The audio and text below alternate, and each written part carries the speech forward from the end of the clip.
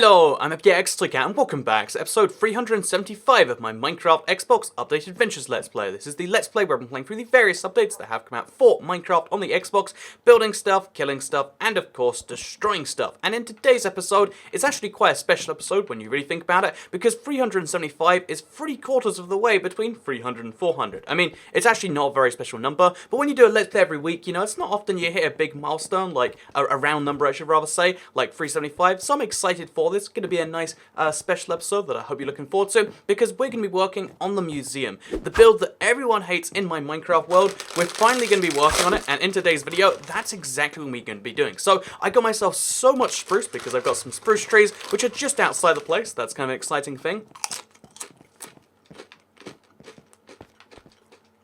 And we're going to be using the spruce, which we do actually have, to make a whole bunch of slabs and a whole bunch of stairs, so we can probably start to really work on this. Because if you watched my Making Builds Worse video, which I still think is one of my more fun videos I've made in quite some time, honestly, there's just like something about me that really likes, like, I don't want to say upsetting people, but like people who are upset by pointless things. I like making pointless things that might also upset them. Maybe that makes me a bad person, maybe that's just who I am or whatever.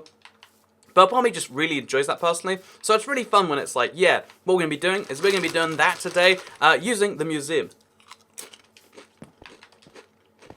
Because this is what the museum used to look like. It was a nice combination of like bricks, cobblestone, some planks, some wood. But I figured, you know, why not mix up the design entirely to do what everyone loves with a nice normal staircase, but rather than doing real proportions, it's like it goes up 4 blocks and then it's all the way like that.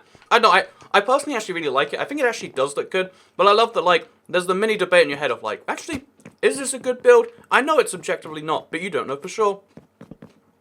It's a real struggle your head has. And personally, I'm a big fan of that. So yeah, I'm excited to see what this looks like when it does. I'm excited to see what this looks like when it is done, and that's going to be kind of a fun thing. So yeah, in the Let's Play, we don't only talk about museums, which I mean is like 70% of what we talk about apparently in this video so far. I was going to talk about what I've been up to in the past week, because this has been a busy week in terms of, you know, the YouTube stuff.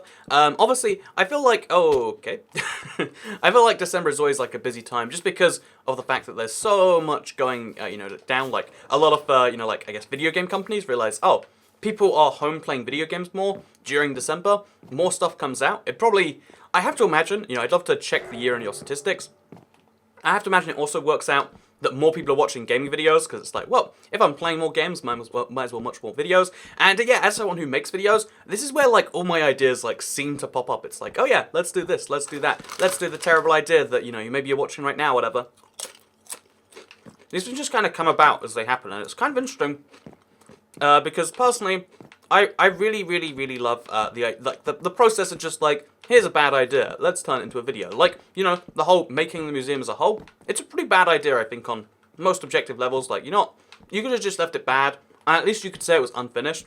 Whereas as soon as we finish this build, it's going to be like, why? Why is this a thing? At least when it was unfinished, it's really easy to criticize things from a distance, but criticizing something that's definitely been finished, definitely meant to look good, that's a little bit, harder and easier. But yeah, with that said, in this past week, I've been mostly up to, like, working on, let's say, vaguely, like, making a lot of different types of videos, which is the broadest way I can describe my week as a YouTuber. But what I've also been up to is, I had a couple of friends' birthdays on the same day, or, like, it was one day apart or something, and, like, I really, really didn't, it was, like, a day that I'd otherwise be really happily, live streaming or, like, making videos and stuff, but I was like, it's a friend's birthday. And I was thinking, the whole birthday concept is a bit of a weird one. I still think to this day, like, oh, exactly this day 24 years ago, because, my friends would be 24. This day, 24 years ago, I was born, my mother gave birth to me, and therefore, because of that, you have to come and do a thing with me. Which, I get. Like, I like that, oh, on my birthday, everyone has to come and do it. Or they just, they're saying they hate me. Oh, isn't that fun? But it's also like, I feel like we should have a better system than this. I feel like it's 2018. We can work out a system of just like, look, every birthday you get something called like the get out of social awkwardness pass. And what it allows you to do is you get to force your friends to do whatever you want to do with them. For 1 day of the year, but you get to bank it. Like, the day that you have to do it, exactly the day you were born. I know, something about that just has always rubbed me a little bit wrong. So it's like, oh man, like, I'm gonna do it. I respect the value of the pass. I just find it a bit weird that, like, it's a Thursday or something. So yeah, I had a very eventful midweek, and I think a lot of people in the Discord saw that and were like, oh man, that was so crazy, Toy Cat, talking about whatever you're talking about. But yeah, one of the things that I also realized this past week is just my exact love of vending machines. I really, really, really love vending machines. You might be thinking like, oh, Toy Cat. Now, vending machines are awful. You can only get... I feel like there's a lot of criticisms of vending machines in the world. I feel like they're not commonly used. And that's because people who make vending machines make bad vending machines.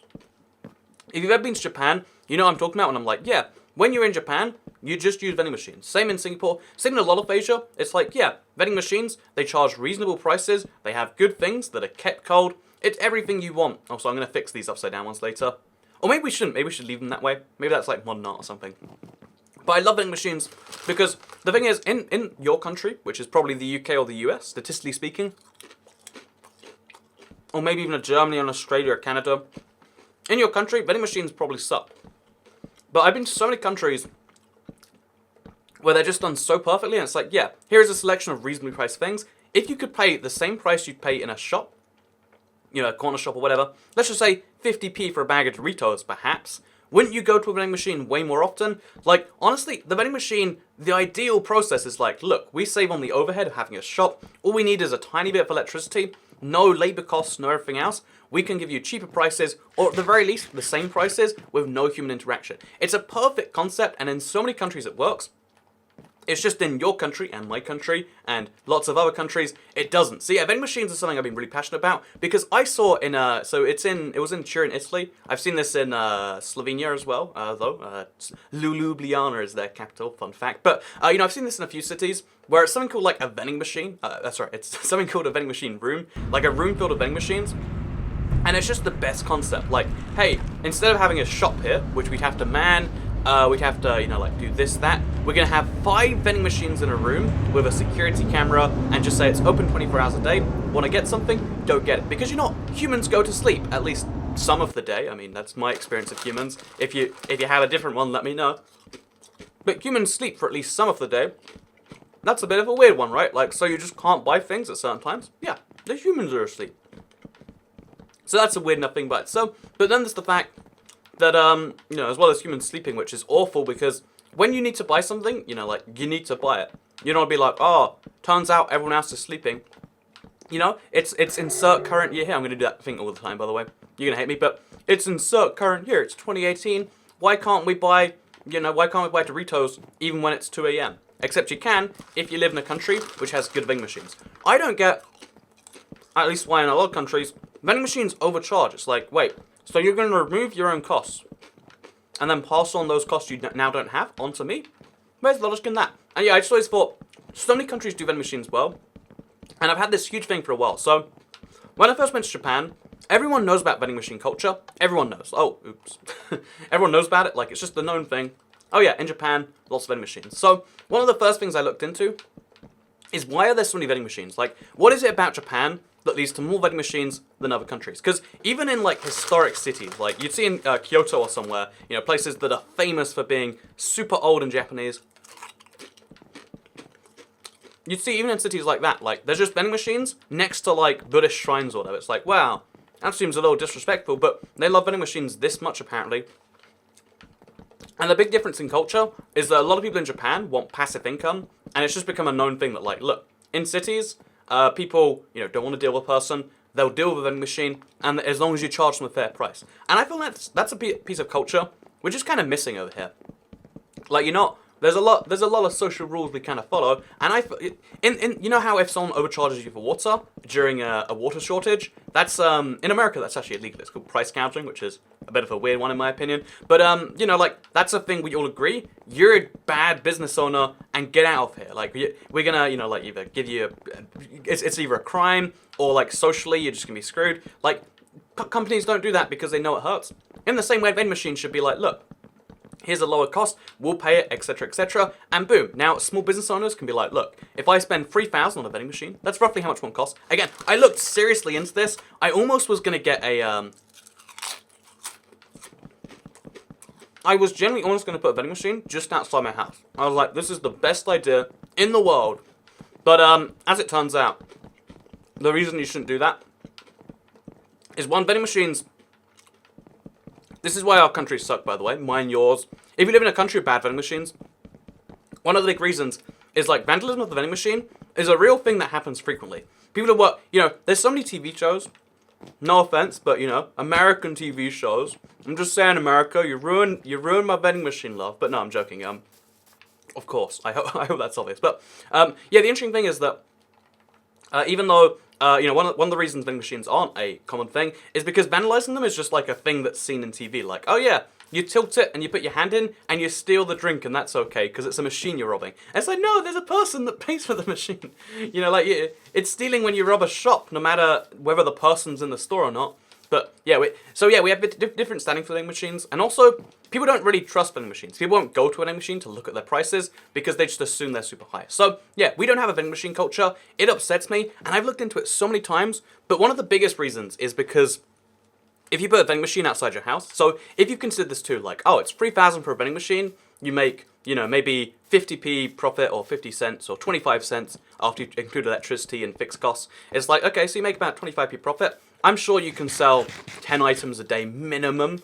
So, you know, we're talking like several dollars a day. Oh, within a few thousand days, it makes the money back. And because it's no effort, or at least very little effort, because you just have to restock it once a month, easy money, right? So it's one of the smartest investments. It's just, in the UK at least, we have different tax rates you pay if you're a person and if you're a business. And even though you can work from your office, there's a really weird... So in case you're curious, I pay the person tax rates, even though I operate a business from my house. Because if it's an office...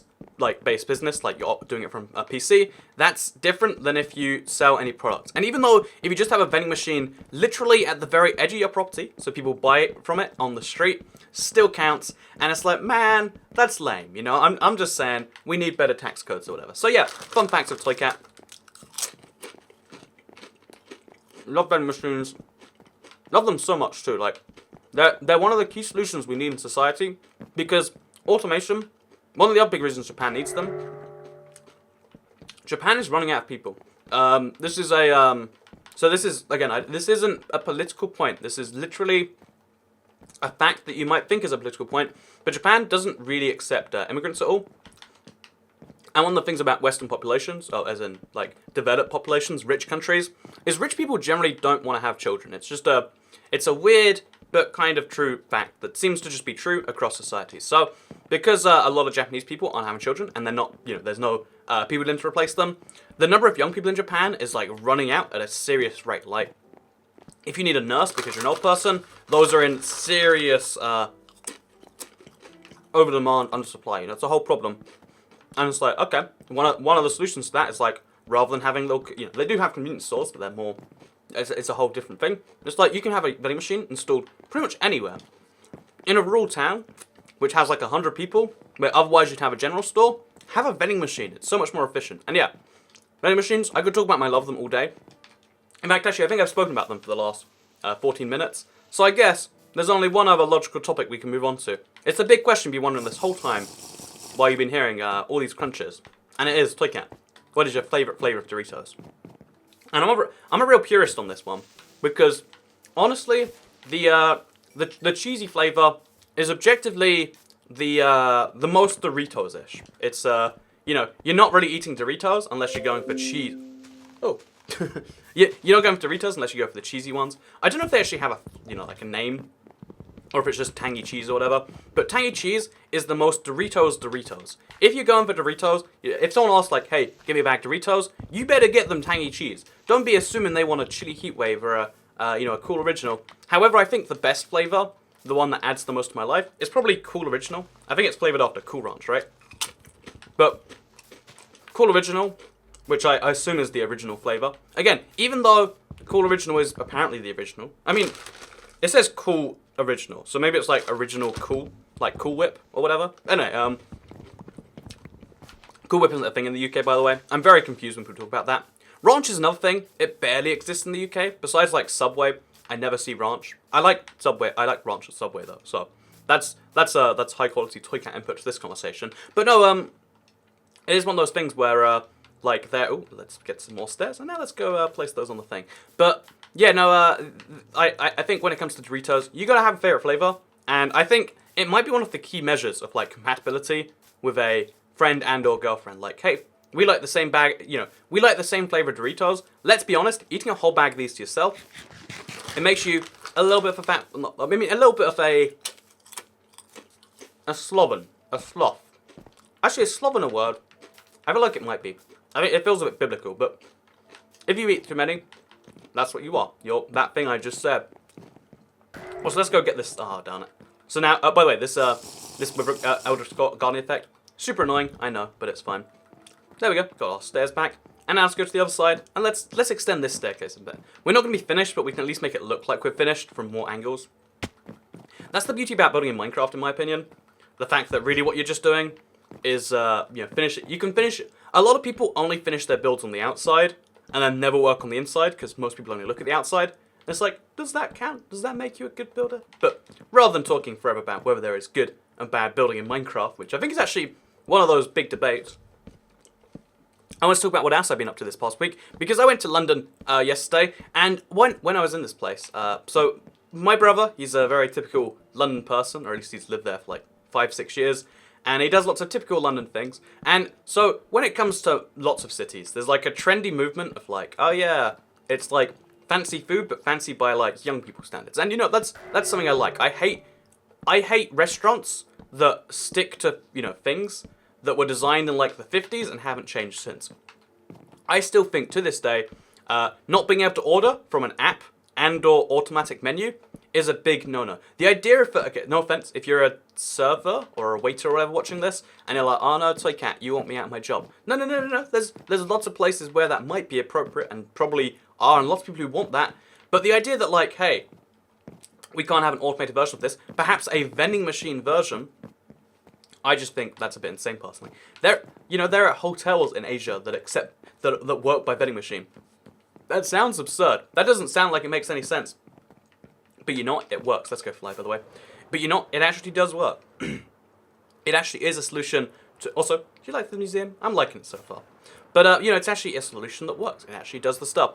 But food at a restaurant, where literally all that's happening is they're writing down what you're saying and then delivering it to the back, and then the back turns that into food, and then they deliver it to you because it matches your thing. It's like, that is literally something we can do with computers, and would be significantly better done. How many times have you gotten wrong food at a restaurant? Again, not with any offense to servers, waiters, they work hard, but it's just, human error happens enough of the time. Have an automatic menu. I'm just saying, less human interaction. That's what I think I spent half my life just arguing like, hey, wouldn't it be better if we could do current thing, but without the humans involved? And everyone's a bit like, I mean, actually, yeah, that would be kind of nice. But that's my real opinion on this one. Oh, this is the last Dorito on the back, by the way. How very tragic. So, yeah, long story short, I think more humans, not less humans. And I also think vending machine rooms, in countries where people can't work 24 hours, and especially in cities. So I live in a city where there is, like, I live on the outskirts of London, which is technically a very large city, largest in the UK. But in my particular city, because lots of cities that are part of another city also have their own name. We're not going to talk about it or question it too much. But in my city, there's nowhere open 24 hours. I have to drive somewhere, but I can't drive, so I don't get food if I want it at 24 hours a day. Vending machine. We just need to have some public ones. And I still think to this day, like, really good idea is just to buy up a shop and make a vending machine room. But I feel like if I get it wrong, it's one of those ideas that, like, here's the funny thing. If you open up, like, let's say a McDonald's, it's kind of expected it'll do well. If it doesn't do well, everyone's like, oh wow, that's a surprise. If I open up a vending machine room, because again, I've been really looking into it. I'm like, okay, so what vending machine suppliers can you get in the UK? How much is it to import one from Japan, because they're objectively better? I've been going through all the maths, all the sums, all the equations, whatever you want to call it. But the thing is as I keep diving into it more and more and more, it's like, The big problem, though, is, like, if it fails, everyone's going to be like, yeah, of course, it's a vending machine room. It's stupid, it's dumb, it's etc. And I think that's kind of interesting that that's actually one of the big things that keeps people from... That makes people refrain from things in the modern world. You know, like, if you go for something kind of mediocre and you fail or succeed, everyone's like, oh, man, that's bad luck. I mean, it's not necessarily always bad luck, but people say it's bad luck, which is all you really want to hear. However, if you're, I'm also gonna make a couple more of these, but yeah, if you try to do something that's a little bit wacky and out there, when it succeeds, everyone, I guess, makes you feel a bit smarter about it.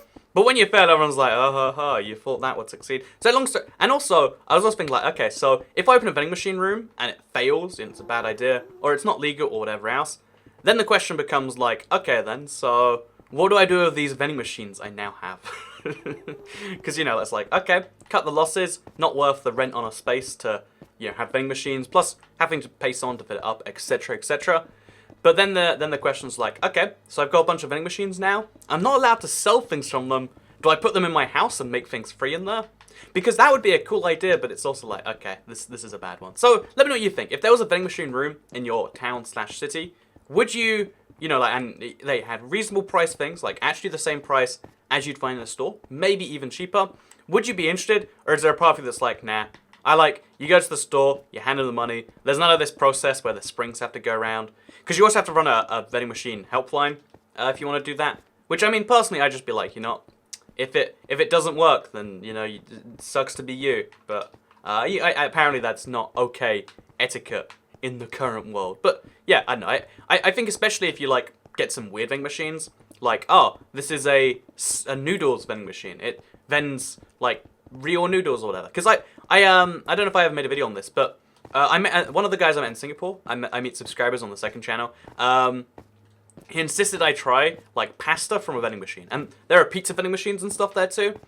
I would be intensely curious, no matter how good a pizza vending machine was, a vending machine pizza was, especially if it was cheap enough. Like, oh yeah, you pay £4 and it's a pizza, and you get it now. You get it 2 minutes from now, as opposed to waiting whatever pizza time place. I just feel like there's so many smart ideas in vending machines, but I don't know. I sometimes wonder, like, you know, just because you think something's a good idea, I don't know if that means it is a good idea. I think being passionate about something is one of the biggest points in success, but it's not the only point in success. A lot of people always give the advice, and I've never really quite liked this one.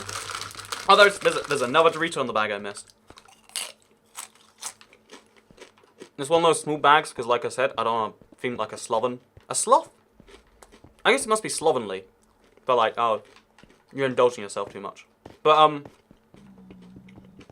one of the things, a lot of celebrities always give the advice, follow your dreams. And they give that advice, not because it's good advice. They give it because it sounds really good, or they generally believe it, which personally, I find kind of sadder. Because if you believe that the only thing keeping everyone from success is following their dreams, you're basically just saying, if you're not doing your dream job, it's because you're not following your dreams hard enough. It's a big slap in the face to everyone who doesn't live their current dream, which, I mean, I find rude. Maybe it's just me. But yeah, one of the interesting things is like, if you follow your dreams, it's gonna take you somewhere. It's good. It's a good first step. But the truth is, a lot of so you know, say being a celebrity, or these days the modern equivalent of being a celebrity, for some people is being a YouTuber. But being a YouTuber isn't like, oh, so if you look at the top 10 YouTubers, they're actually ranked by who followed their dreams the hardest. PewDiePie followed his dreams the hardest, but not as hard as T-Series followed their dreams. Look at this. I'm relevant to 2018 YouTube trends or whatever. Ha ha ha ha ha. Am I right? But no. The thing is that's not how that works. That's not how success works. You know, like, it's important that you have the dream to follow if you want to do it. If you try to become a YouTuber without caring about it, then it probably won't go well. I mean, maybe that's a controversial opinion. But I don't think it will go well, personally.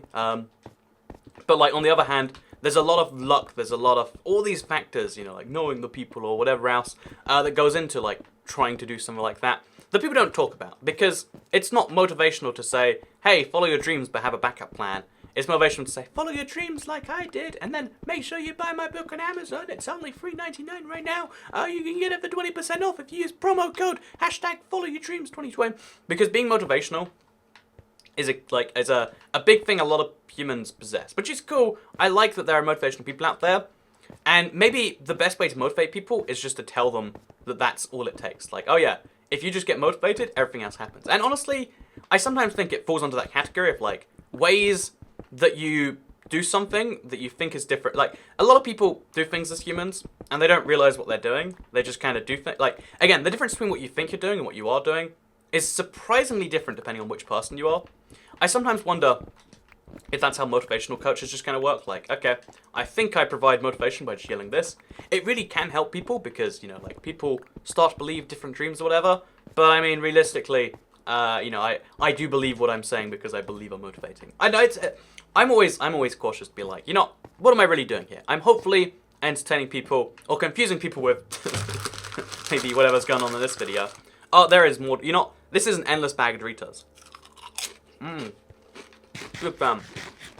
But to end the video, I think it's always important to remember what you think you're doing and what you are doing aren't always lined up. There's a lot of similarities, but knowing what that difference is, knowing what that gap is, I think it's one of the most important things you can know as a human. To know that, oh, this YouTuber, it's like when you learn that, like, TV shows aren't real. Like, they're acting like they're real, and you can just pretend they're real for the duration of the TV show. But I think when you know the TV show is not real, you know that, oh, it's scripted, there's a person who writes that script. You can learn about it on a whole different level. Like, it's interesting learning about directors. Who's a good director, a bad director, and oh, so there's a script writer. You know, like, one of my favorite examples of things you can learn like this, the guy. So if you've ever watched Breaking Bad, if you haven't, then this is it's not a spoiler because you won't know the character I'm talking about. So there's a guy, and non-spoiler, but he dies. He has an uncle in a wheelchair. No, he doesn't. Okay, there's a guy, and this guy is a fried chicken shop owner, and he was just written in as a fried chicken shop owner, but the actor was so good at his role, and he played it so well, but he put a little bit of suspicion in there that the casting director didn't catch, but he was thinking, okay, if I make my character look like the bad guy, they'll have to bring me back as the bad guy. And what happened is, yeah, a chicken shop owner turned into the bad guy just because he did it. And, like, that is fascinating you can learn because the TV show's fake. And in the same way, you can use that same knowledge to metacognate, like, oh, this person thought they were trying to save the world, but they actually, you know, I don't know, like, they drained a thing in Africa. Like, yeah, you know, when you hear that Nestle says they're gonna save the world, save Africa, you're like, oh, good on Nestle. And then when you learn what they're actually doing, it's like, oh, they're just saying that they're doing that because that's good PR, good advertising. You know, if you want, you can look at this video suspiciously, like, oh, I claim to be playing Minecraft and talking about it and giving you real stuff, but maybe, you know, because, I mean, a lot of people have this suspicion these days because I've been making slightly longer videos because, you know, I've just been working on new formats. And I was like, aha, it's a watch time scam because that's how you get money out of us. If you want to believe that, I mean, it's like fine with me, I guess. Like, it's a little bit weird when people believe things that aren't real, but it's fine if that helps you feel better about the world. But, like, it's a thing. The way people do things and the things you're doing and the things you think you're doing don't line up perfectly. And I think knowing that is a really key thing to success. And I'd like you, if you're watching this video and you like the channel, to be successful. And speaking of success, I hope you did. Or enjoyed today's video. You can like it if you did like it, because it helps out the channel a lot. And let's know that you like cool original Doritos too. If you only like chili heat wave Doritos, if you don't like tangy cheese or cool original, make sure you hit that dislike button because you're wrong. And I hope someone tells you soon. And if you want to see more high quality videos like this every single day on your homepage, make sure to hit subscribe and maybe hit the notification bell too. So, this is going out on a Tuesday, even though it's Let's Play Monday. Because usually, I do streams on Tuesdays and Thursdays, and Let's Plays on Mondays. But I have an American friend over. Wait, you've seen it. You've seen the video. You know Kit Kats is in there. So, yeah, that was yesterday. If you want to see the live stream, watch that. If you want the, like, kind of weird podcast live stream thing we sometimes do, then watch this, but watch it again with your eyes shut. There you go. Advice with Toy Cat. Thank you very much for watching, and I'll see you all next time. Goodbye.